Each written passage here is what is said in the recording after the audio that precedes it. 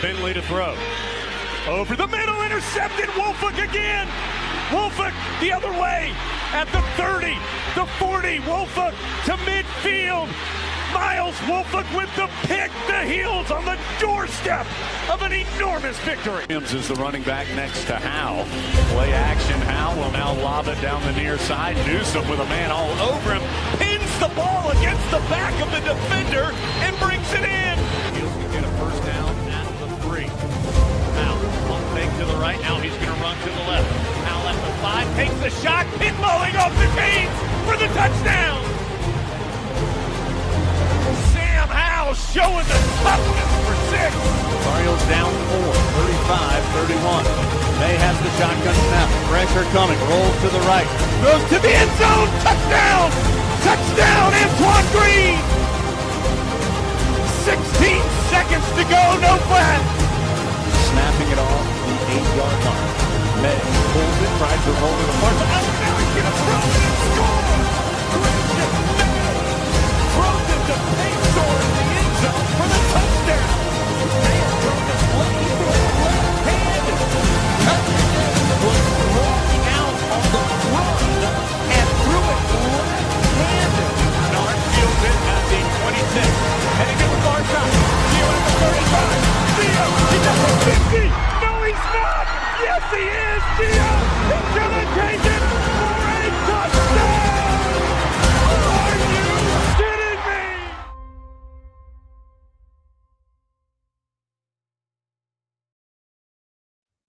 What's going on, guys? Welcome into another edition of the Heel Tough Blog podcast.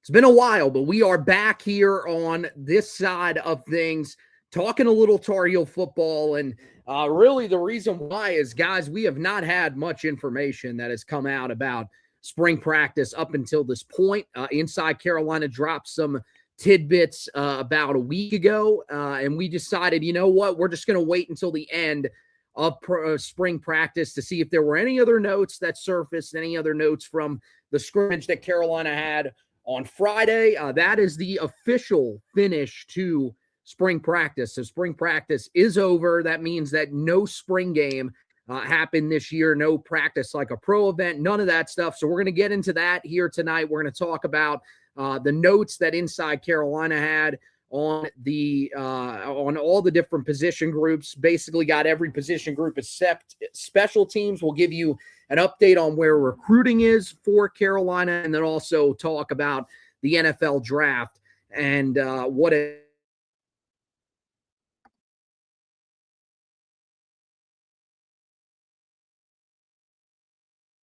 that Carolina was hoping in the slightest. And so, as we look at it, really, the first thing that you need to talk about is the fact that, this Carolina team, look, there were strides that were made on the field. There are a lot of people that are complimenting this team and saying that, this is a team that's way ahead of where they were last year at this time. I mean, that was the notion when I listened to Tar Heel 24/7 do one of their Heels reports about spring practice and where everything was. And while that may be the case, it does not really translate off the field. Carolina, look, I mean, the Jordan Hudson of it all, it seems to be a little bit quieted on that front. Of course, you had the photos over the weekend of Bill Belichick out there supporting her at her cheerleading event, whatever. It is what it is at this point. That's just something that we become accustomed to.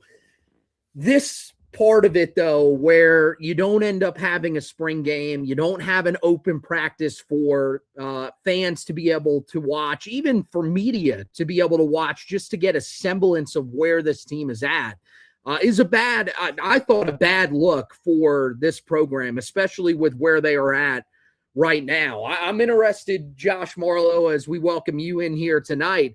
What are your thoughts on that? Are you nearly as frustrated as I am in the fact that Carolina doesn't hold any sort of practice that's open to even the media or a spring game, which, could have been an opportunity for them to capitalize and generate a little bit of momentum for this season? How can you not be? We've seen the spring game evolve, or I guess devolve into Basically glorified practices. Sometimes it's just a meet and greet with the players, so on and so forth. But it's still programs still find a way to generate some sort of revenue, but just give their fan base something to look forward to, and give you a reason to pay attention to the spring. And that just we weren't given that opportunity this year. And it's just poor. It's poor marketing for a program that has not marketed itself the way it should, considering you've got you got one of the greatest football coaches at the NFL level leading it right now. And so that's frustrating. It's frustrating for me as a fan, as someone that has followed this program closely for going on 20 something years, did not have the chance to go watch this team play in a game, practice, whatever it was. And as a media member, like, it's also frustrating because even if we were given that access, it still gives us more insight to what we do on the podcast, what we do at the radio station, what we do for the blog. And so, I feel like we're lesser than what we could have been. And it's not our fault. It's because Bill Belichick just, I think, understands where his team is at, where his program is at, and doesn't want it to be made public until it absolutely has to. So it's all around frustrating. It's all around concerning because this just isn't what we thought we were getting when we made this hire, whatever, 16 months ago or whatever it was. I was talking about with a coworker today that's a little bit older than us, but has followed Carolina football for a lot longer. I mean, I followed this program ever since Butch Davis's first year. And there's been some really good moments. There's been some moments, and there's been some bad moments. This is the most disconnected I've ever been to my favorite college football team. I love college football. Now that we just got through the draft and my baseball team and baseball isn't going well, I'm pretty much ready for college football to get here. I've got that itch. But it's not because I'm excited to see what my team can be. It's more just about what the rest of the country can be. And I just think back to when Belichick got hired. We're sitting on the podcast with our hoodies on, and we're talking this big talk about what we're going to become as a football program. And that simply has not happened. And the way that they conducted themselves this spring was just another example of that. And it's frustrating as a fan. It's frustrating as a media member. And we're not the only two people in Tar Heel Nation that share that same sentiment. Yeah, I think most people share that same sentiment, no matter whether you are a fan, whether you are someone that is credentialed. And, look, the thing is you may say, well, you guys are credentialed for basketball, so of course you're feeling some type of way that you weren't able to see this team and be credentialed for football. First of all, I could have gone to some of the practices if I would have had the time. Unfortunately, with my job, I wasn't able to get out there. The other thing is that, last year was pretty bad in terms of the coverage that you were able to get from spring practice, even fall camp. Because, and I'm not saying that's because of the colleagues that we have that cover the sport at Inside Carolina, that cover the sport for Tar Heel 24/7, any of those. It's because of what they limit you to viewing. Most of the time, and we heard this a lot last year, was that you were limited to viewing a lot of stretching, some early, drills between, maybe the quarterbacks and receivers. Maybe you had to look at the lines and what they looked like going up against sleds. You didn't see any of the good stuff, anything that was going to tell you whether or not guys were actually succeeding when it comes to the drills. And of course, you weren't going to see any of the team portions of camp. And so I think that's what's frustrating, is that you don't get a look at any of this. And you went from, and part of it is that we were spoiled, because under Mac Brown, I mean, man, it was completely different. You're talking about, you got insight into everything. Mac Brown was telling you everything about every player on the roster when he was meeting with the media. But that's the other thing, is that not only are you not able to get any information from these sites, not only are these sites not able to really make it worth the money that you pay for, those websites because you're not able to take anything away from practice with the limited viewing window that you have. But then you also don't get anything from the staff. And you thought, okay, maybe you don't get anything from Bill Belichick, but maybe you get something from Steven Belichick. Maybe Bobby Petrino really gives you a look at some of the guys on the roster. None of them give you anything. It's these guys are trained in a certain way to where they're not supposed to give you any information about any of this stuff. And so at that point, it really leads to you having absolutely no idea what team is going to show up on the field. And look, I've said this to a lot of people this offseason. It would be one thing if you were a team that came off a 9-10 win season a year ago. There's not much that you have to show. People are going to show up. They're going to believe in this team. You're coming off a 4-8 season where at the start of the regular season, you were absolutely terrible competing against Power 4 conference opponents. You didn't compete in those games. You found your stride a little bit in the middle of the season and then lost it down the stretch of the season, looking terrible in your season finale in the game against NC State. And it didn't look great in that game against Duke either. So, at this point, what do you expect fans to be excited about?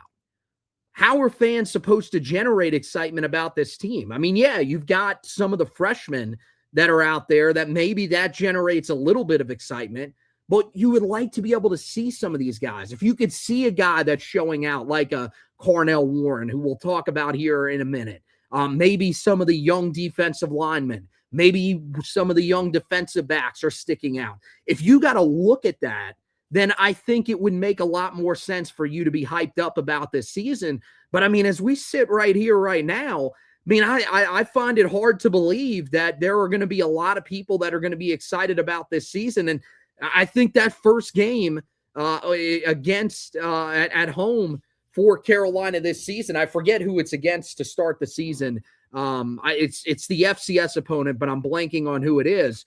It's going to be hard to expect a lot of Tar Heel fans to be in the stadium for that first game of the year, especially if they end up losing that opener to TCU.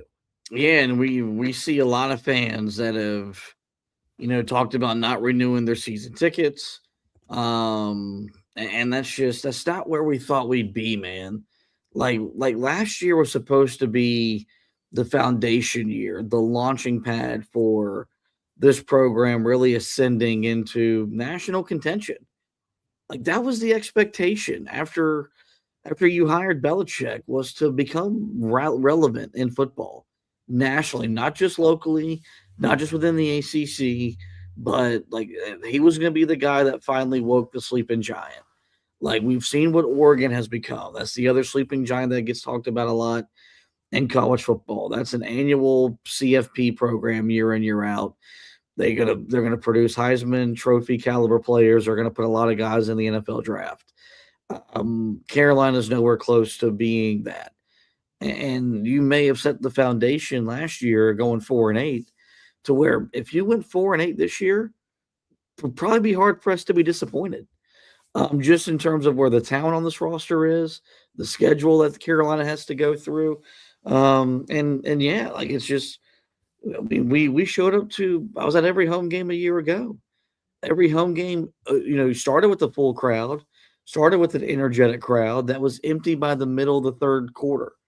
I think this year it's going to be the reverse, where it's going to be a ghost town. And this is going to have to be a team that's going to have to give people a reason to show up, a reason to spend their money, a reason to give up their Saturdays, and a reason to be in that stadium. And I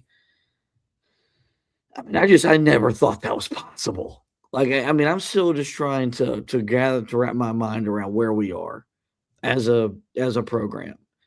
And with so much hope and promise after he got hired, and who knows, man, maybe with the addition of Bobby Petrino, this team is going to be competitive, and they're going to be exciting, and they're going to be at least fun to watch. But guess what? We don't know that, because we got nothing from spring practice that gives you any insight into what this team can be. And so we're not going to find out really what we got until we cut on that football, or we cut on the TV in week 0 when they're over in Ireland. Mm-hmm. And that's the other thing.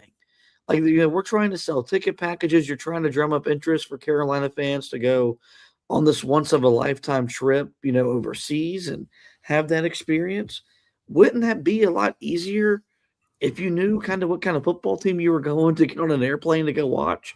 Like, Yeah. I mean, we talked about buying tickets and making that like a once in a lifetime kind of vacation, but something that'd be really unique for the blog and the podcast. We're not doing that. Because first off, I mean, it's a lot of money to not know what I'm getting in, what kind of product I'm going to get on the football field. And so, with the way that they've kind of carried themselves, their best bet is that they're at least an exciting team to watch, and you give people a reason to want to watch you on TV or show up in your stadium. Because if what we see is more of the same from last year, there's not going to be capacity crowds in Keenan saying like they were at the beginning of the Belichick era last year.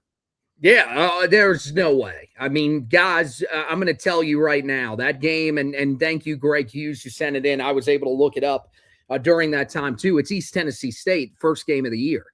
And then your second game that you have in that stadium, not until October 3rd, is against Notre Dame. That's a Notre Dame takeover.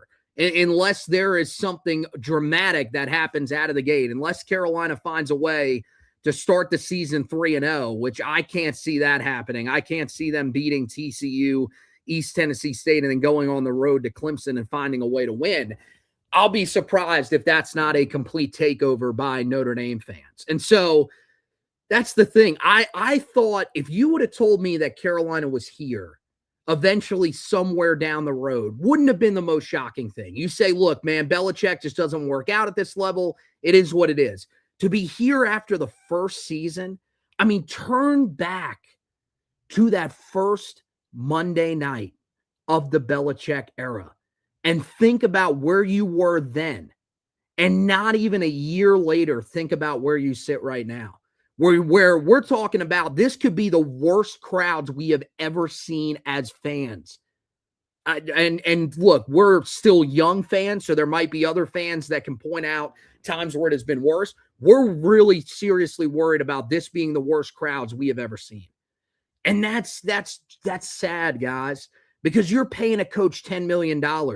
You're investing as much as you have ever in football. That's what we're being told, at least, is that they are investing as much as they ever have in football before. And you're at a point where your program couldn't be more dormant. Your program couldn't be in a worse state. And so that's really, I think, the frustrating part. That's why I wanted this spring to be able to get a look at this team. The other thing is that they put the numbers on the jerseys this time around. Who the hell did you put the numbers on the jerseys for then?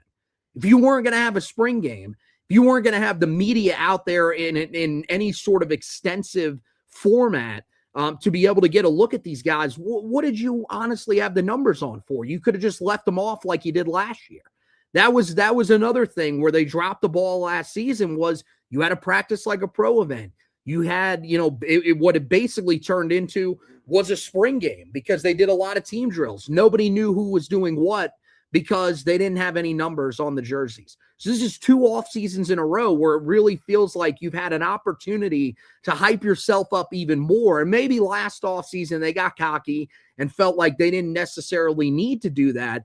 This off season you needed that, and you failed to do that. All right, let's look at some of the takeaways that or some of the news and notes that have come out from around the program. A lot of this stuff is sourced information from inside Carolina, where they've just had sources that have told them what exactly is going on. It isn't them even getting their eyes really on the team. Some of the stuff they did have throughout spring practice that we will touch on here, but most of this is stuff that was coming from sources inside the program that are telling them where things are at. You start with the quarterback position. This is the most important because there's another battle here. This one at this point, coming into the spring felt as wide open as it possibly could. Now it seems like there's 2 guys that have at least somewhat separated themselves here, and that would be Billy Edwards Jr. As expected, the veteran in that room coming over from Wisconsin, and then Miles O'Neill, who came over from Texas A&M, a guy that was recruited by Bobby Petrino for his offense. And so these two guys look like they have separated themselves. And Billy Edwards Jr. is reportedly the player that had the best spring out of any of the quarterbacks. You hear that. There's also some people that have quoted about his arm strength and have said he has one of the weaker arms, of the group, if not the weakest arm of the group. So what do you think about that news coming out around the quarterback position? Yeah, it catches me by surprise, if you want me to be honest. If you go back to earlier this offseason in the portal when Carolina was reshaping that quarterback room after Gio Lopez decided to transfer, I was nowhere near as high on Billy Edwards as you were. But I do think maybe with his experience, maybe this is the right time for him to be, the kind of player that maybe his talent suggests that he could be. This is going to be the key to what type of team Carolina is going to be. The good news is Bobby Petrino's offenses have always really been quarterback friendly. Like, I cannot really think of a quarterback that struggled in his offense. He knows how to make the game easy on a signal caller. He knows how to scheme guys open in the passing game. They always seem to be able to run the football. The offense has evolved where he uses the quarterback's legs as well. And so this is the first real step to really believing that this team has a chance to be much improved upon last year. If they get better, more consistent quarterback play than what they got last year from Gio Lopez, then they got a shot. And so if that happens to be Billy Edwards, then look, I just need someone to believe in. That was the problem with Gio. There was never a point in time where I believed in him. Give me someone that I can believe in. Give me someone that I'm willing to go to war with. And whoever that emerges out of this quartet, if you want to, of a quarterback room, I'm going to be there supporting that dude every single Saturday. But I'd be lying if I told you I wasn't surprised that it was Billy Edwards that's maybe emerged as the guy to be Carolina's signal caller when they open the season against TCU. Yeah, I'm not surprised because of the experience. I think that's really the thing. Now, I got to tell you, the fact that they are concerned about his arm strength just makes me shake my head, because that shows right there that they just don't, they're not great talent evaluators at this level. That was the issue with your offense a year ago. I mean, there were a lot of issues. There were accuracy issues. There's no doubt about that. But I think the biggest concern was that you could not push the ball down the field.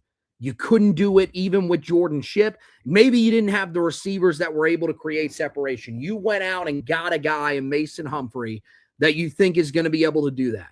You've got a couple other guys that you got from the high school ranks that you think might be able to stretch the field a little bit for you. Well, you've got to have a quarterback that can get them the football. That's the thing that is really frustrating to hear, is that, yeah, we don't have a guy with the arm strength. You go back to the three previous players that Carolina had at the position. I mean, Sam Howell, incredibly strong arm. Drake May, NFL strong arm. You look at what he was able to do in the NFL level this year, that was where he succeeded the most. And the one thing you could not say about Jacoby Criswell is that Jacoby Criswell did not have a strong arm. That was the strength of his game, was that he was able to throw the ball down the field. Now, the thing that you have to find out is, can Billy Edwards be a guy that can sort of be a point guard, that can get all these different guys the football? And do you have playmakers that can make plays after the catch? I think that's going to be the biggest thing that you have to figure out. And yeah, maybe it ends up working out. Maybe that's something that you ultimately see from Billy Edwards Jr., but I don't think it's necessarily a guarantee. It's the reason why it doesn't shock me that he's the guy that right now is ahead. The better thing that could happen for Carolina is that another guy emerges. Primarily a guy like Miles O'Neill. I think that would be one of the guys that you would love to see emerge. He's got a stronger arm. If you go back and watch his high school tape, it really stands out.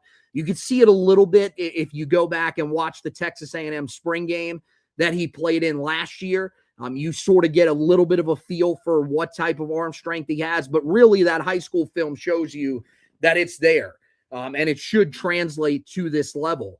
And, the other guy is Taron Dickens. I know he's smaller, but he definitely has more arm strength, I think, in his right arm than a guy like Billy Edwards Jr. does, based off of, the average yards per completion and everything like that. I think there's room to believe that he could be a guy that could drive the ball down the field a little bit more. So, yeah, we got to wait ultimately on Taron Dickens. That's the thing that is a little bit different about this position, is that a lot of the other positions, most of those guys are already there, are already on campus and are competing. And so those groups that you saw in the spring, the groups that were there in the spring, will be competing in the fall. This is one of those positions where you have a complete wild card that's coming in that could change up everything. But I think if one of the younger guys can emerge, whether it be Miles O'Neill or Travis Burgess, even a guy like Arturi Newkirk, I think that could be something that could really help Carolina. Another good thing, won't spend much time on it here, but another good thing that we see is that Travis Burgess appears to be a full go in all the drills. And so he should be a guy that, they got a good evaluation on and should be able to continue to evaluate when they get into the fall. All right, you move on to the running backs.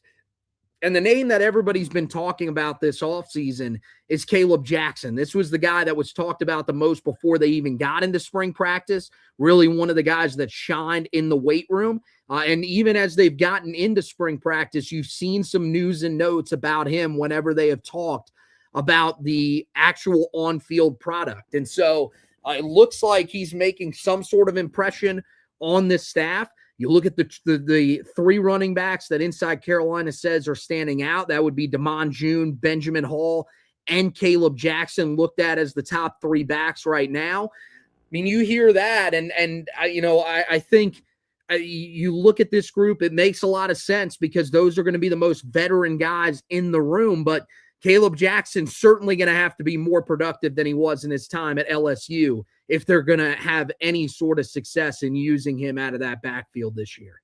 Yeah, I think what you worry about is just is there any more explosiveness in this backfield? Can Carolina generate more home run plays with their run game? Because I don't think that's in Damon June's game. We saw what Benjamin Hall was last year.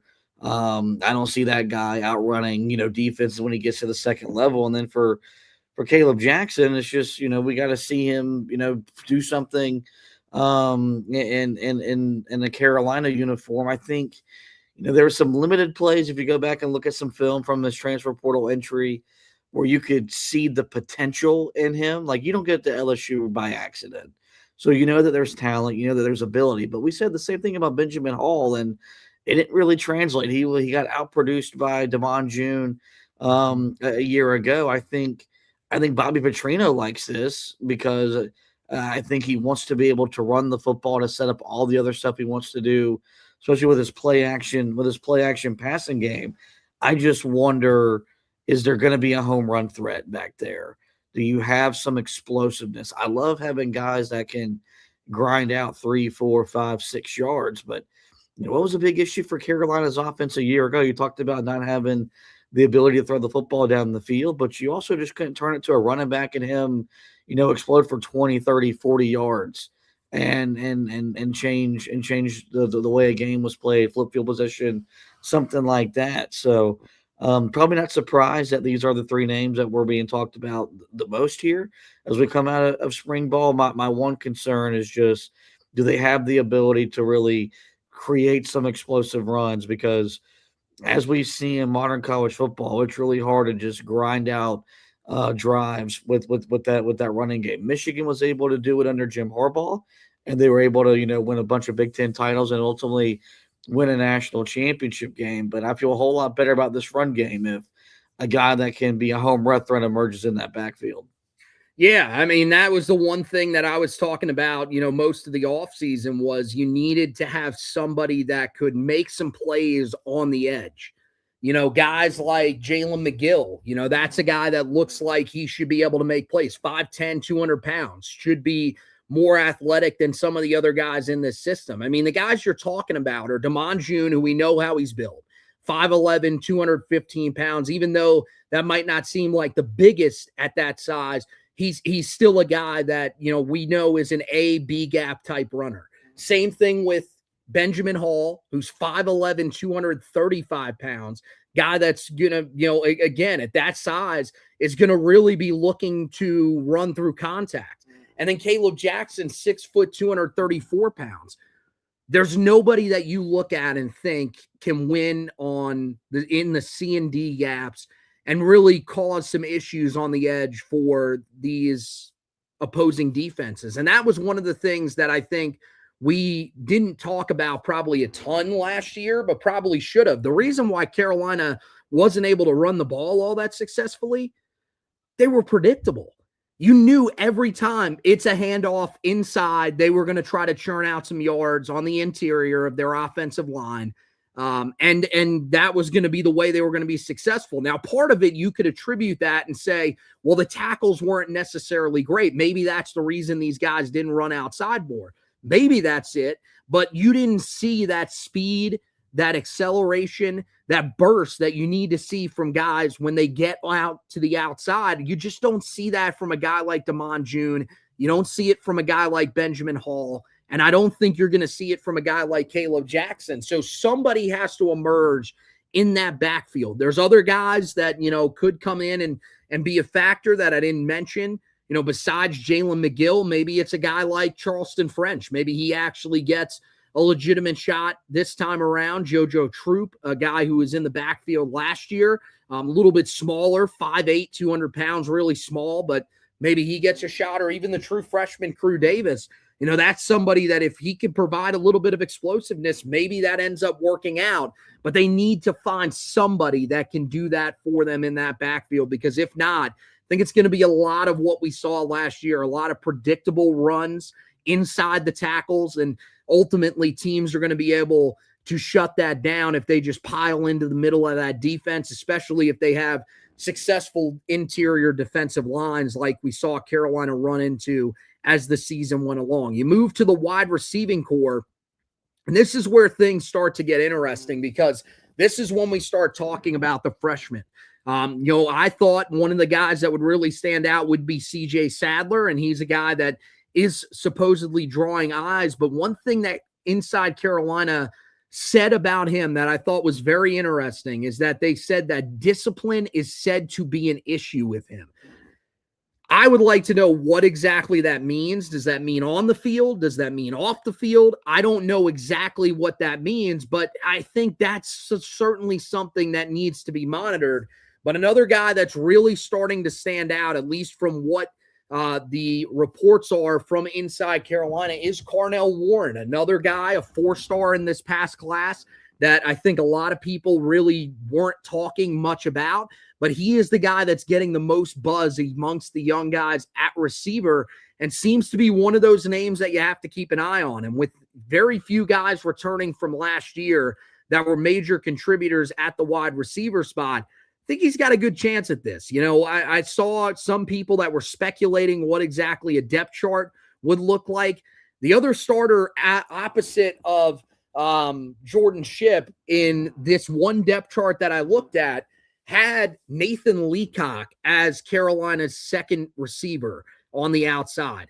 I think that would be probably almost a disaster scenario for Carolina unless Nathan Leacock has just made some massive jump this offseason. So a guy like Carnell Warren being able to come out, catch some eyes, I think could be something important to monitor as we go into fall camp.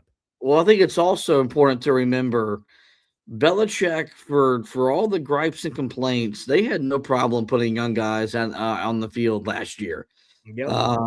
And so what you need, what you have in Jordan Shipp, what he is capable of being. He has 800 plus yards, 8+ touchdowns, potential ball written all over him.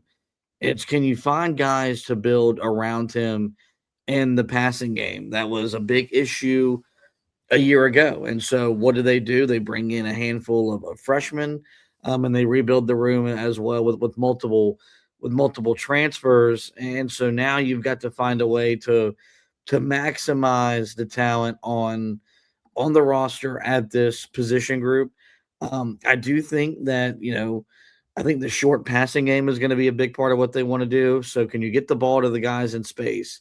And then can you just maybe outrun some guys? That was, that's just a big part of. I'm not saying it's Phil Longo-esque, but there's not going to be, I think, a bunch of complicated routes. It's going to be just guys get open, get the ball to them, and then let these guys talent kind of show afterwards. And if that's the case, that's how freshmen can kind of really emerge and really be dynamic, game-changing players right away. And so I think this would be a room that had we been able to go to practice, had we been able to go to a spring game, would have been really interesting to see what the chemistry was like, how the transfers were maybe making an impact, because I think there was a lot of optimism around Mason Humphrey. He feels like a prototypical Belichick guy. You got the guy from Wisconsin as well. So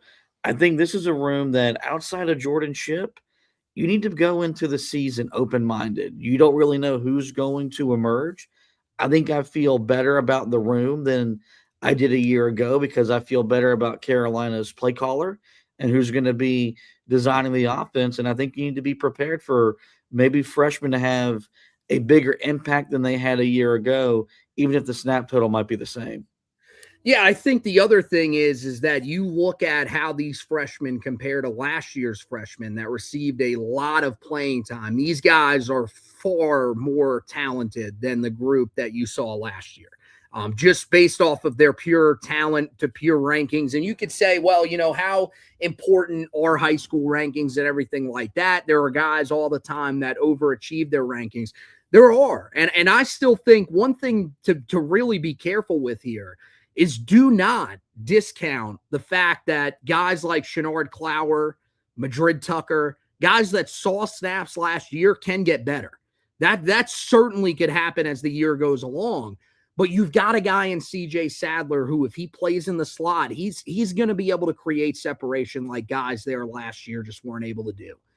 You're hoping that that's what Trek Kekauna, who you got as a transfer from Wisconsin, you're hoping he's able to do that as well. Jaden Jefferson, one of the fastest players to ever come out of the state of California. That's a guy that you're hoping that speed shows up. Maybe he's a guy that after the catch could really cause some problems. Same thing with a guy like Mason Humphrey. If he can win downfield, he's a guy that could turn some of those plays downfield into big plays. Just overall, those are the things that you're hoping that you're going to see from this year's group. And that's where, again, when you look at the group that you have, I think you're right. I think this group probably is a little bit more talented than last year's. The thing that you just don't know about is there's not enough, there's not enough experience in this room for you to really be overly confident in this group. And you could say, look, man, Mason Humphrey's a guy that comes in as a senior. Yeah, but he was playing at the FCS level for Lehigh. This is going to be a pretty big jump for him. Nathan Leacock, he's been at the college level for a while now. He's a redshirt junior, hasn't really played much. Trek Kekauna definitely has some of that experience. It'll be more experience in the slot, but is he a guy that's going to be able to hold that position for the entire year? Because is he going to be productive enough? I think that's ultimately some of the questions that you have about this receiving core. But overall, I do think that sitting here right now and knowing the group that we saw last season on the field, not where we were at this time preseason, I think I feel pretty decent about where this group is at as compared to where I was middle of the season last year, where it just was very obvious that Carolina did not have many solutions at that wide receiver spot. Another position that they could definitely use some answers at, and I think they've got a lot of different guys at the position that could give them some of those answers, would be the tight end room. And The interesting thing about this group is that they ended up finding their position coach. It was officially announced here a couple of weeks ago. And he is a guy that has been with this program for the last handful of years. That would be Caleb Pickrell, who was a part of the staff, an offensive assistant and the assistant tight ends coach for Carolina for a couple of years under Mac Brown. And you may say, well, what does that really matter? Well, first of all, he ended up sticking out the coaching transition. So that's definitely important. That shows you that they valued him. Now, part of it may have been that he was a Freddie Kitchens guy, and that's one of the reasons that they wanted to keep him around. But he was also able to survive Freddie Kitchens being fired this offseason and hold on to his job. The more important thing is that he's been part of the group that has helped develop some of the guys that we saw a couple of years ago that were very successful at tight end, like Bryson Nesbitt, like John Copenhaver, guys that put up really strong receiving seasons for Carolina and also were pretty good blockers for the most part in the run game. I think that's what they're trying to find with this group.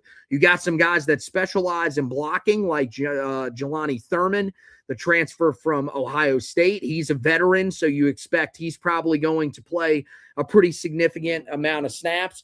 Jordan Washington, the transfer from Texas, also built pretty thickly at 6'4", 264 pounds. So built the way that you want a guy that's going to be blocking a lot. But then you've also got some guys that are built a little bit differently. Jackson Warren, built more like a receiving tight end at 6'8", 245 pounds. Carson Snead, 6'6", 242 pounds, is another guy that certainly fits that receiver build. And then a guy that really fits it almost exclusively is Shamar Easter, who's 6'5", 215 pounds. So you've got this group that sort of blends together.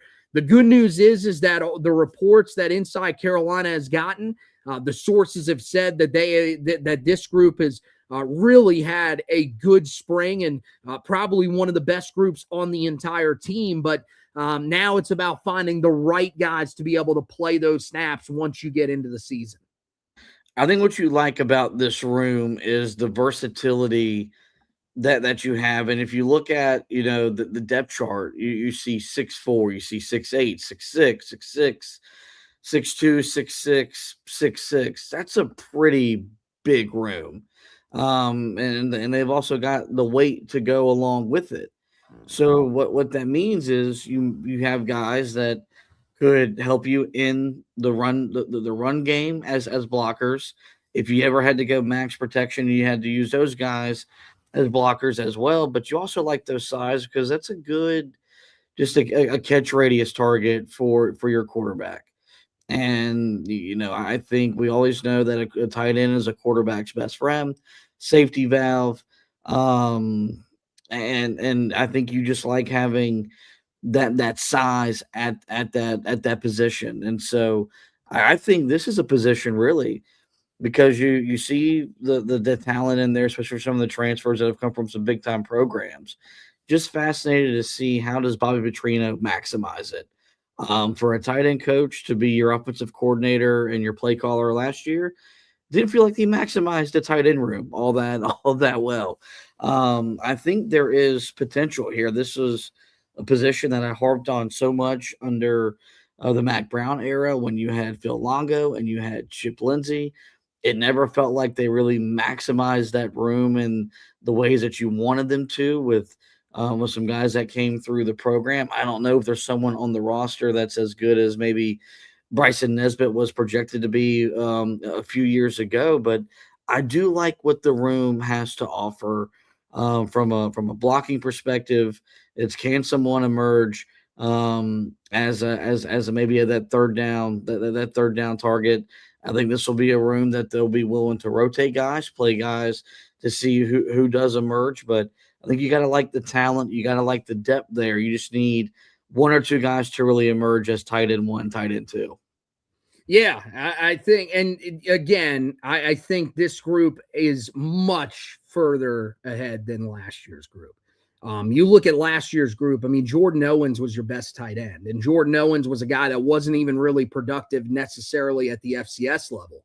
So you were asking a lot of that guy to step up and be a part of what Carolina was doing and really put together a strong season. Now you've got guys that have been with some big time programs, and maybe they haven't necessarily been massive producers for those programs, at least as receivers, but you feel like they can definitely play a role for you this upcoming season in Thurman and Jordan Washington. I think both of those guys right out of the gate probably give you a pretty steady group. They're going to at least be able to help you run the football if you can get somebody that can run it on the edges. And maybe that was part of the deal last year. Jordan Owens wasn't necessarily the greatest blocking tight end either. He was okay, but he wasn't nearly as good as what Carolina had in a guy like Copenhaver. What they had it, in the years prior, even with guys like Amari Morales, those guys did a really good job, even though they were guys that were more involved in the passing game than some of Carolina's previous tight ends as well. They did a really good job of being a part of the run blocking. And I don't think last year Carolina really had the tight end step up in either one of those areas throughout the season. And so this year, I think you've got guys that are going to be able to do that. It's just a matter of how quickly they're able to do that. I would like for one guy to emerge as your primary blocker for Carolina on run downs, and one guy to be somebody that you can split out into the slot. You can use a little bit more as a receiver. And so look, it doesn't matter who those guys end up being. You've just got to find those two guys from this group. And I think Jackson Warren, if he doesn't get injured last year at Colorado State, you look at what he did in the game, in the season opener against Washington. He was very successful for Colorado State. It is a little bit of a jump for him, but I do think that he's someone that has that ability. And at that size, 6'8", there are very few people that are going to be able to contend with him if you're throwing the ball up to him and he's having to high point the football. So I think he's certainly the most interesting player that you have here. Easter, another guy that's, been in the system for a year now, comes from Arkansas, not Bobby Petrino's Arkansas, but still, an offense that, should be able to utilize him, I think, a lot better this time around than what we saw a year ago. I think that could be another guy that really takes advantage of his opportunities. You move on to the offensive line. Really, the only note that you have here is what was looked at as the starting offensive line. I don't think, if I remember correctly, this was not in the last update that they had, but this was relatively early on. So things could have changed in terms of where guys are lining up once you get into fall camp. But how it read from left to right: left tackle, Trey Blue; left guard, Andrew Threet; center, Christo Kelly; right guard, Aiden Banfield; and right tackle, Aiden Buchanan. This is certainly interesting. And one thing that is very notable is that a guy that started late in the season last year, Jordan Hall, nowhere to be found in that starting group. It feels like they're going to trust Trey Blue a lot here this year, especially if they're putting him at left tackle. So that's a guy that you could look to potentially have a jump this year. Aiden Buchanan, only really saw him in the first game of the season against TCU. Then he kind of disappeared. He shows back up at right tackle. And one other thing that is notable, I get it, with Andrew Threet, that might be notable that he's playing guard. I think that's probably the best thing for him, and I think he'll succeed there. Aiden Banfield being back in the starting lineup, I'm trying to figure out what exactly happened to him last year. Again, they are very quiet when it comes to injuries and all that kind of stuff. So maybe he was injured. Maybe he fell out of favor with the coaching staff. One way or another, he's back in the starting lineup, and it looks like he's going to make the move over to right guard. So when you look at this offensive line, this is the group I'm the most concerned about when it comes to this roster this season. And my concerns not really being quilled even with the group that we see out there, according to Inside Carolina and some of the sources around the program.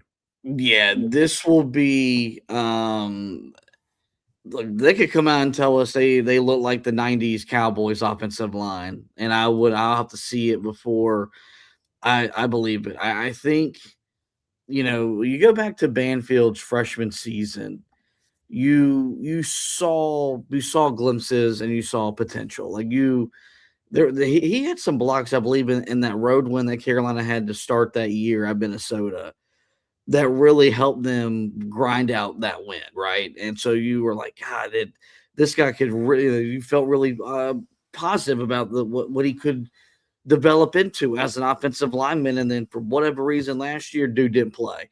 And we'll probably never know why. Maybe he DM'd Jordan Hudson late one night. I don't know.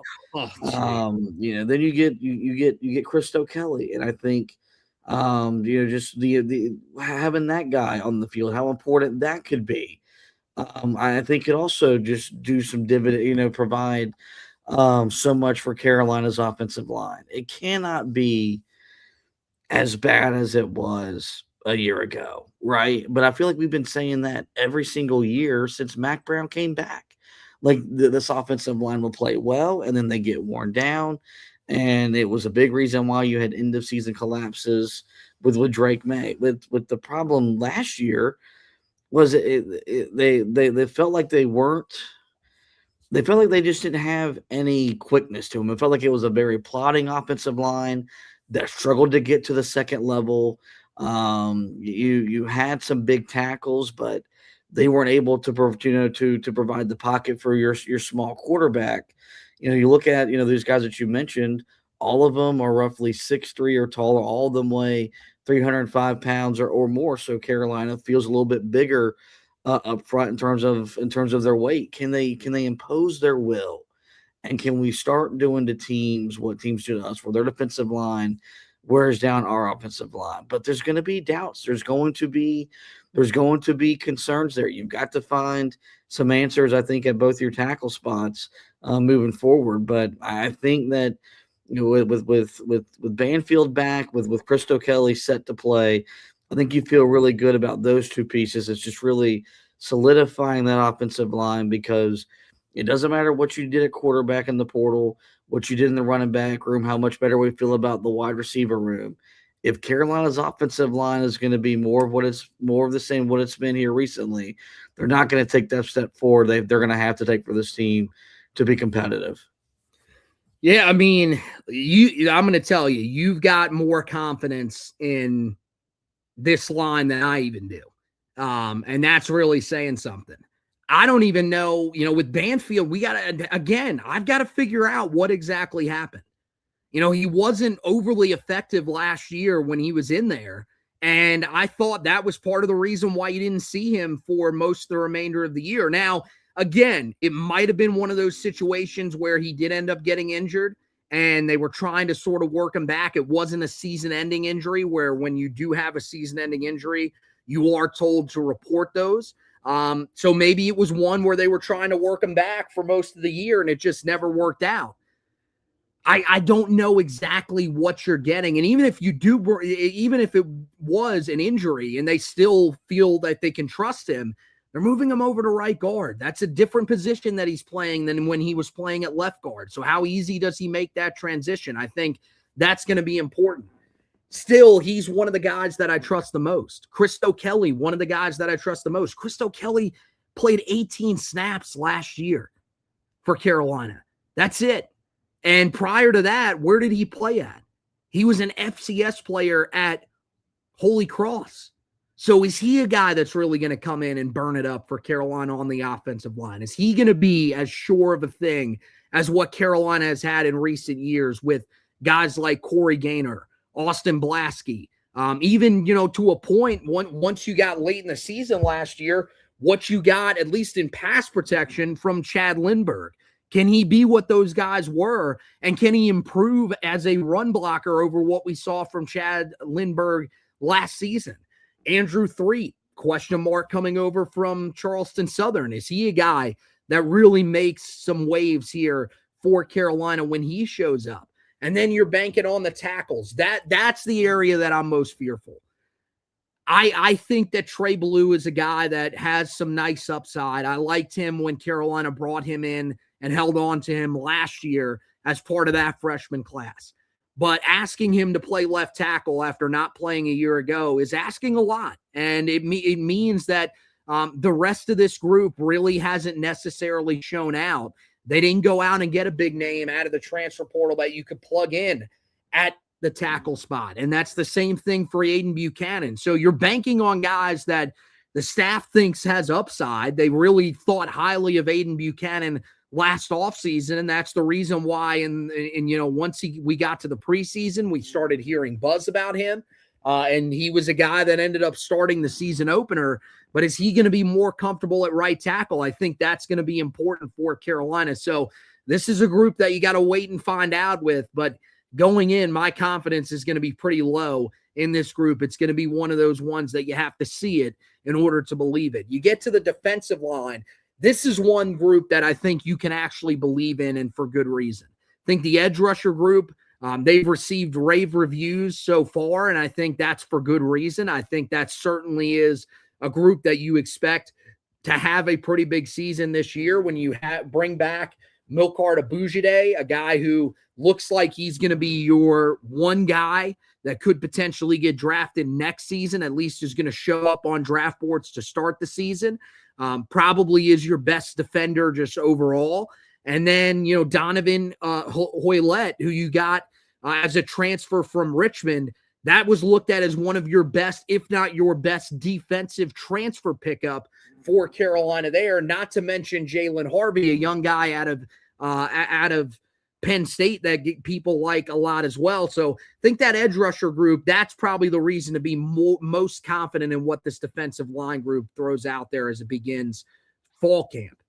Yeah. You get Melcard Abujide back. I think the thing for him, and I don't want to diminish the production, is that it really came in like big waves. Like you want the sack production, you want the tackle for loss production, but you want it every single game, and you want it showing up, every Saturday, as opposed to okay, you have 3 or 4 big games. I want you to have 12 big games or 12 really, really good games. And I think what you like about him is I think there's leadership there.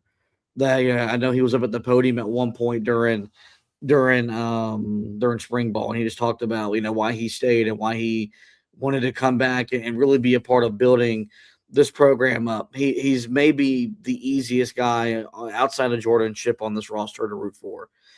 That's a guy, if you're looking for a reason to get to Kenan Stadium, that's a guy that's worthy of you being in the stadium for 3.5 hours and cheering him on. This is, the thing about Carolina's defense last year was it felt like as the season moved along, Stephen Belichick was able to disguise some stuff, scheme some stuff up, and it helped Carolina's defense.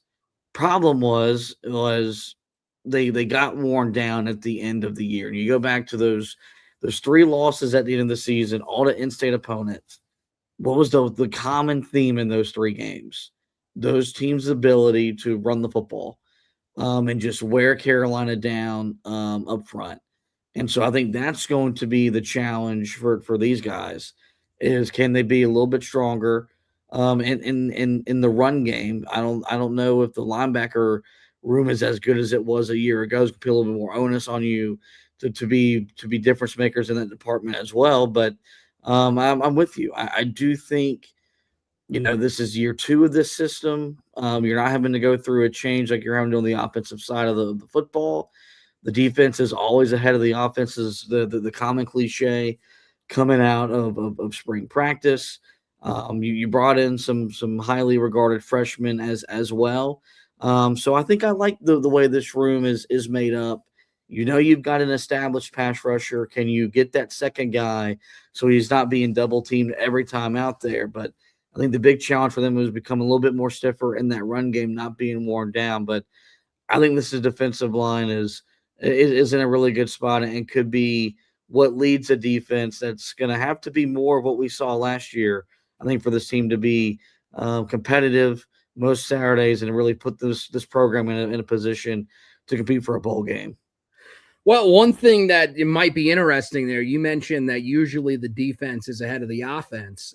Inside Carolina, according to the sources that they had the offense ahead of the defense. And so I don't know how you feel about that. I don't know Of if course that's, they do.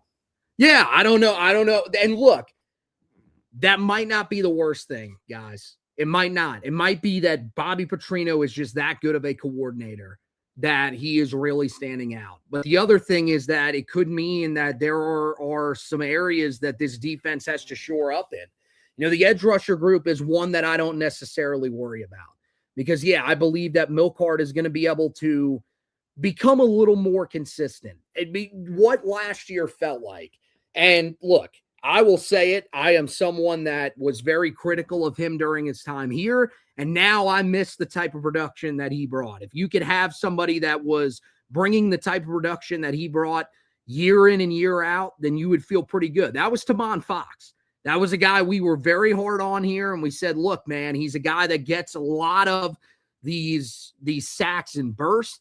It's not something that necessarily shows up week to week. And that's what's sometimes frustrating. I think it's similar to what you saw from Milcard. But the thing that I will say is that as the season went along, you saw him start to become more consistent with the pressures that he was being able to rack up. I think the thing is you've got to find somebody opposite of him. Last year, the thing that you saw once you got to midseason and even as they got later into the season was you did have Tyler Thompson that was really starting to develop. Losing him really sucks because he was a guy that, you know, even though his 7 sacks came in bursts too, he was definitely a guy that you felt like was looking to take that next step this year. And both of those guys could potentially find more consistency and really develop into one of the best edge rushing groups in the conference. Well, he's gone. He's at Louisville now. And so now you've got a guy in Jalen Harvey that a lot of people are comparing to Tyler Thompson from last year. Can he sort of get that same type of production that you saw from him or even be more consistent? And then you've got Hoylett, who is making that jump. And, you know, one of the things that people point out is that he wasn't necessarily outstanding against Carolina. He wasn't a guy that was wrecking shop against the Tar Heels when they played Richmond last season. He was a guy that kind of got taken out of that game. And that was an offensive line that wasn't necessarily great. So we'll see how he adjusts to this level. That's going to be important. But if you judge off his statistics last year, he should be able to give you something.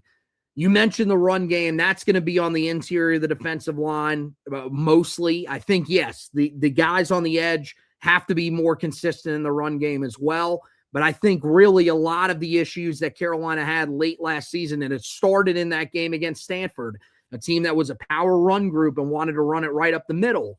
They were running right through the defensive tackles. And look, you lost C.J. Mims. You lost DeAndre Robinson. Those are tough guys that you're going to have to replace. Leroy Jackson, really liked what you saw from him last season, being a guy that sort of came out of nowhere and became a part of that defensive tackle rotation. You would expect him to improve this year, definitely viewed as one of the leaders because he spoke to the media during the spring. And then a guy in Isaiah Johnson, who I think played, you know, limited snaps at times, but I thought, you know, for the snaps that he was on the field was incredibly effective. You're going to need those guys to probably play more snaps this year than even the starters from a year ago played, where it was pretty much a 4-man rotation most of the year. Don't know if you're going to have that this year because the young defensive tackles, the reports are that they look the part, but they aren't necessarily where they need to be technique-wise. They're there build-wise. They certainly stack up in terms of height, weight, but they need to be a little more polished technique-wise. Maybe that shows up when you get to fall camp, but we'll have to wait and see. You mentioned the linebacker unit. Thing with this group is that it isn't necessarily as much of a given, I think, as last year, where Andrew Simpson, you had seen the production at his previous stop. Kamori House, you had seen some consistent production at his previous stop. This year, you go with Derek McDonald coming over from Syracuse, who I think is going to bring pretty decent numbers with him, but not nearly as good as what you got from Andrew Simpson. And then you got Peyton Seelman. This is, again, another one of those wild cards that you have to talk about here, coming up from Richmond. I will say that when he played in the game against Carolina last year, pretty productive in that game. So one of those guys that showed out for Richmond in that performance where not many other guys really looked all that good. And so maybe that's a guy that can play at this level, but he's a little undersized, and we'll have to see exactly how it translates. I think that's going to be one of those positions where you feel like there's some guys that could be pretty good in that room. I really liked both of those pickups, considering some of the guys that were still available at the time Carolina picked them up. But I don't know how they compare really to the rest of college football and the rest of the power conference groups. Yeah, I think, if you look at Darren McDonald, you're talking about a graduate player who's been around the block. So it's probably not going to see, there's not something that he's not going to be, they hasn't seen already, probably at the collegiate level. You love that experience. 6'4", 230 pounds. Then when you look at Sealman, it's just linebackers a tricky spot when you're trying to project from the FCS to the FBS level, from the FCS to the group of 5 level, right? Or the power 4. Just simply because I think it's not the physicality that you worry about, it's the speed of the game. That's what you really worry about, is how will he handle, that, because this is going to be, the game's going to be played a lot faster at the ACC level than what he saw at Richmond, although that was a really quality program. I think what's interesting about this room is, and like you've got some freshmen in there that I know that they're pretty high on as well. Yeah. This was a room that last year I was really comfortable thinking they were going to be really, really good. I mean, I love the Kamori House edition. And then, I thought the Andrew Simpson one that Carolina got late in the portal last year was a big reason why I thought Carolina's defense was going to be really, really good. And if you go back to like the back half of the season, just was not the case. It felt like Kamori House kind of checked out. Like he was a non-factor. And it felt like we got the Andrew Simpson from, that wasn't the best version of himself at Boise State. And so I'm really interested to see how this room, I think, bounces back with guys that I don't think are as gifted as what you had in those two a year ago.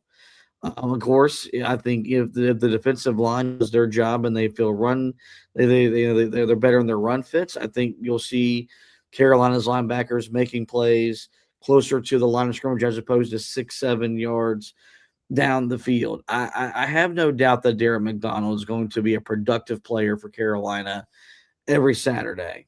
The Peyton Sealman's the one that it's to be determined. If he can handle the adjustment, I think that'll be one where you can look at Belichick, look at Lombardi, give them a feather in their cap for them to identify that talent and it being able to translate up to the next level. If not, I don't know. You probably have a better feel for who else on that roster could really emerge. Regardless, they need better linebacker play than they got the final 4 games of the season last year, when it felt like that duo just really got exposed. It was a big reason why Carolina's defense, that was really strong in the middle part of the season, really struggled down the stretch. Yeah, I mean, especially House. And when you learn that he was entering the portal, you learned about the attitude that he had off the field and everything like that. It didn't shock me in the slightest that he was a guy that just gave up at the end of last year. And interesting to see what he does at his next school, if he takes a similar mindset or whatever. I think the thing that's going to be different about this group is Derek McDonald's coming off the injury at Syracuse, missed last year. I think there's going to be a hunger to get back and take over a starting role once again for an ACC school. And I think for him, the experience that he has at the ACC level is great. I think there's going to be a hunger there for Peyton Sealman as well to sort of prove himself, because he's probably hearing the doubts that people have about him. And this was a guy that had 120 tackles last year. So from that perspective, you would think that he's game for this level. You would think that he's a guy that can make that transition. And what I will say is that, look, it's easier to make that transition. Like, I trust him more than I trust Donovan Hoylett, because the physicality of the game really stands out when you're on the offensive and defensive lines. That's where a guy like Hoylett guy like Andrew Threet. You wonder whether those guys can handle being at this type of level and how much teams will be able to potentially bully them. You don't worry about that with Peyton Seelman. Not necessarily as much unless your defensive line is just that bad where they're able to consistently climb to the second level and get a hat on a linebacker. I think he's going to be fine. I feel more confident in him than I do some of the other guys that I talked about that were big additions in the transfer portal. And so I think those are going to be two guys that are going to be able to contribute for you at a pretty decent level. It's just, are they able to give you the type of linebacker play that you were used to prior to last year, where you were one of the best linebacking cores consistently year in and year out because of the talent that you had in this room? This time, I don't think it's necessarily the talent, but you have guys that are just so hungry to succeed at this level that they find a way to be able to do that. I think that'll be interesting. Other names to watch at linebacker, Jonathan Agamadu was a name that was mentioned. Right now, that's looked at as the third guy at that linebacker spot. And Jake Bauer is a name that is receiving some more rotational snaps. Another one of those freshmen from last year. He was one of the guys that was a late add, so a Bill Belichick guy from that recruiting class a year ago. Interesting enough, those freshmen that you mentioned, none of them mentioned in these in these tidbits that have come out about spring practice. So we'll have to see whether or not they're able to do something a little bit more once they get into fall practice. All right, let's get to the defensive backs. Again, this is the last group that we have any updates on. We do not have anything on special teams, so that's something that's going to remain a complete mystery. Again, that position, it'll be Arion Burrell battling with David Green at kicker, and then Adam McCann Gibbs, the true freshman, hoping to come in and take the punting job away from Jacob Horvath. The return games could be anybody that factors in to those games. But when you look at defensive back, looks like there's four guys that pretty much have locked up roles at this point. That is Jaden Patterson, Caleb Cost, which I would presume would be in that nickel spot, Coleman Bryson, and Greg Smith. Greg Smith looks like he's probably going to fall back into more of a traditional safety spot. Probably will still play in the box pretty often. Probably one that is going to be, that they're going to have to scheme up how to keep him, involved closer to the line of scrimmage this year if he's playing that more traditional safety spot. But we'll see. I think the most interesting name here out of all these guys, we knew Jaden Patterson, especially with him speaking to the media, a guy that really stood out last year. He's developed into a little bit of a leader on that side of the ball. Caleb Cost, I think, definitely recovered last year and had a better year than he did the year before when he was the starting nickel. The most shocking name to me is Coleman Bryson stepping up here, because when we saw him in limited action last year, he really struggled to tackle, wasn't great in coverage. But the reviews on him are that he has taken a significant step forward this year, and hopefully that's the case for this secondary. Yeah, I think when you look at him from going back to a year ago, it just felt like, and maybe this was just the case in being a new scheme, whatever. It felt like he was just maybe overwhelmed. The game moved a little bit too fast for him. Maybe second year in the defense, just a lot more comfortable and confident and who he is. Not surprised at all about Jaden Patterson. Really, really like him. Was really impressed by the way he closed the season down the stretch last year. I thought he, as much as any guy that they really started just rotating through on either side of the ball, I thought made the most of his snaps the final handful of games. For Caleb Cost, I mean, maybe this is harsh. This is getting to like Marcus Allen level of frustration, where my life will be better when I don't have to watch this kid play football anymore. Maybe he's poised to be a really good player in the nickel for Carolina this year. I'm gonna wait to see that really translate onto the football field. Then you got Greg Smith back there as well. So I think this is a room that I the most confidence in I would probably have is in Jaden Patterson. I think he's really poised to take a real step forward. Hopefully Coleman Bryson a lot more comfortable this year. But outside of that, I don't really know how to feel about this room.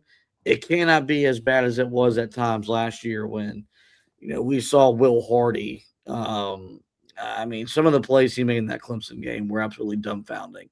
And they happened to make him right there on our end of the field where we had our season tickets at last year. So, like Jaden Patterson, really excited to see kind of what's in store for him. But the rest of this room for me, probably like where you are with the offensive line, a lot of to be determined about how I feel about that group on a week in, week out basis. Yeah, I mean, I feel, a lot better than with cost than you do. I mean, you look at last year, 31 of his 31 catches allowed on 45 targets, which, for a slot guy is fine. I mean, slot guys are going to have a lot of passes completed against them. 266 yards, just one touchdown, had one interception, and 5 pass breakups. That is a huge difference from where he was the year prior. I mean, his quarterback rating against was an 82.3.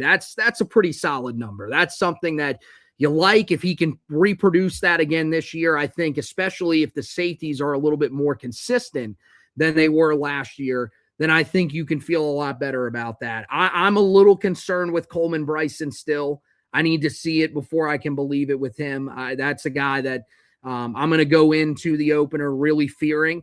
But, Greg Smith, I liked what I saw from him last year. And I think playing extended snaps is not necessarily going to be the worst thing. And you've also got some guys that can rotate in back here. Javion Butts played a little bit towards the end of last season. I certainly think that's a guy that you could see having an impact here. And then who knows? I think whatever ends up happening with some of the true freshmen at that safety spot, I think will be interesting. The biggest question is, what do you do at the cornerback spot opposite of Jaden Patterson? And right now, a D. Willie is the guy that they think is going to probably end up being that guy. Remember, when we were breaking him down, he was a guy that just did not impress me at all with the numbers that he had at Michigan State. Really got beat deep quite a few times, really reminiscent of what you saw from Marcus Allen a year ago. That's something that you want to steer clear of. So I would not mind if you get a look at a guy like Jalen Thompson, who has been in the system for, this will be his 3rd year now, 2nd year in the system with Stephen Belichick. Again, Kenton Dobson is a guy that I really think highly of coming out of the high school level. So maybe that's a guy that as the offseason goes on, maybe he develops a little more trust. And then even a guy like Ty Adams, who's been in college football. This will be his 4th year in college football, 2nd year in the system. Maybe that's a guy that you go back to and give an opportunity here after he struggled in that bowl game for Carolina in the final game under Mac Brown. Maybe that's, under Freddie Kitchens, the one game under his direction. Maybe that's, what you ultimately end up doing. Regardless, you've got to find that second corner, because if you go into the season with that cornerback spot completely up for grabs, and especially if you just give it outright to a D. Willie, I think it's going to be concerning to say the least. So we'll see what Carolina ultimately chooses to do there. Any more news and notes that we get out from around the program, we will, of course, have you guys covered. A couple other things to touch on here before we get out of here, just really quickly. Carolina did host their first official visitor in the 2027 class. Maybe saying, boy, that is a little bit early, but there are other schools that do a lot of their damage during this time of year in terms of hosting guys for official visits. Mason Oglesby, the 4-star tight end out of the state of Indiana, he visited Chapel Hill back on the weekend of April 17th. Look, it did establish Carolina as a contender in the race for him, but I don't think they overtook Indiana as the favorite. Going to be hard to overtake an in-state school that has as much success as Indiana is coming off of this past year, where they, of course, won the national championship. So more than likely, Carolina, it's not 100% set in stone. Maybe Carolina, really does find a way to stand out to them somewhere along the way this summer with, some of the conversations that they have with him. But it looks like he's most likely going elsewhere, meaning that Carolina will have to look to some of their other targets at that tight end position. The draft, Tar Heels, that ended up taking place over the weekend. Tar Heels without a single draft pick in the 2026 class. 4 guys signed as undrafted free agents. That would be Thaddeus Dixon to the Giants, Marcus Allen to the Vikings, and Chad Lindbergh and Austin Blasky both going to the Los Angeles Rams. That was one that, got to be honest, not a great look for Bill Belichick and his staff. Boasting that you're the 33rd NFL team, saying that you were going to come in and develop guys unlike anybody else, and you end up taking a guy in Thaddeus Dixon who was easily a draftable player heading into last year, turning him into a guy that is an undrafted free agent. You also had guys that I think could have been NFL players in Andrew Simpson and Daniel King that turned out to be guys that didn't even get camp invites. Probably not the greatest look for Bill Belichick and his staff. Hopefully, with this group of guys that Carolina has this upcoming year, hopefully they can develop a couple other guys that can at least, even if they don't get drafted, at least land NFL roster invites for next season. So we'll see how that progression goes, but just another one of those marks against Bill Belichick and his staff after the first year in their tenure. That's going to wrap it up for this edition of the podcast, guys. Make sure you head over to the website, HeelToughBlog.com. Any information that we have about Tar Heel football, we've been putting up for you guys.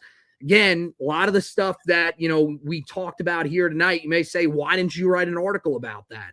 Well, Inside Carolina puts that up on their message boards. We think that, hey, I pay for the subscription for that. We should at least be able to talk about it here on the podcast. But since it's behind a paywall, since it is on the message boards and everything like that, we are not going to put articles up about it because that is not our information. And so we leave that to them. We just react to some of the stuff that they do here on the podcast. And so that'll probably be the same thing that we'll be doing during fall camp, because I don't think there's going to be much else that's going to come out officially from Bill Belichick speaking to the media. And so any news and notes from around the program, though, we will have you covered with all of that. Any news, of course, on the recruiting side of things, that'll be our next thing that we're really turning our attention to. Plenty of official visits that are coming up here in the month of June. Of course, it'll start the final weekend of May. So make sure that you guys are locked in for all of that content. We'll have an official visit calendar that'll come out for you guys here soon. That'll sort of detail all of the official visits that Carolina has scheduled coming up, and go in depth into each position group with where Carolina stands with all the guys that they have targeted at those position groups. So make sure that you guys are looking out on the website for that. Meanwhile, the big thing on the website right now still going is Carolina's complete facelift of Carolina basketball. A new head coach in Michael Malone. He's currently building not only the roster, but his staff. So any new information that we have about guys in the transfer portal, international players that we are talking about, especially at the big man position, and then, any new staff additions to, Michael Malone's first staff, we will have you covered with all of that on the website, HeelToughBlog.com.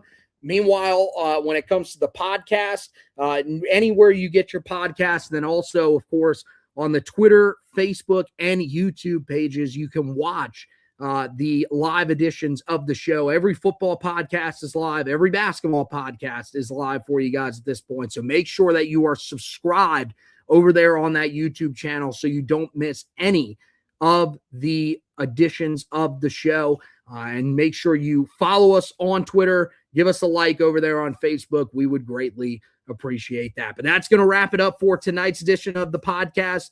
Want to thank Josh for hosting with me. Want to thank you guys for watching and listening. And as always, go Tar Heels.